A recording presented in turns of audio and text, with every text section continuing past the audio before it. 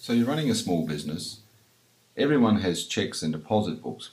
Interestingly enough, however, there's a lot more electronic processing in business, isn't there? There's a lot more use of debit cards, credit cards that produce information on your bank statements. But still, there are certainly documents that need to be kept in regards to cheques and deposit books.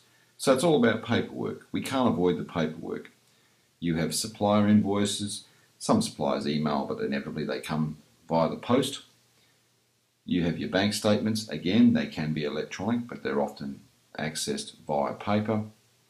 And your customer invoices. And again, increasingly electronic. They're created electronically.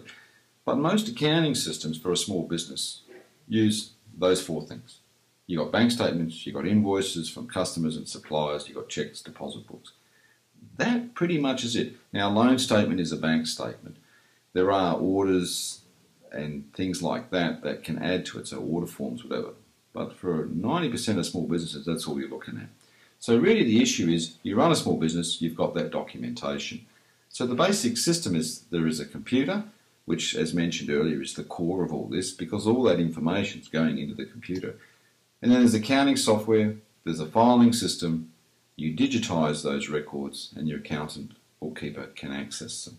So what we're really talking about here is simply how to digitise all that information on the left into the accounting software, or making it accessible to an accountant bookkeeper.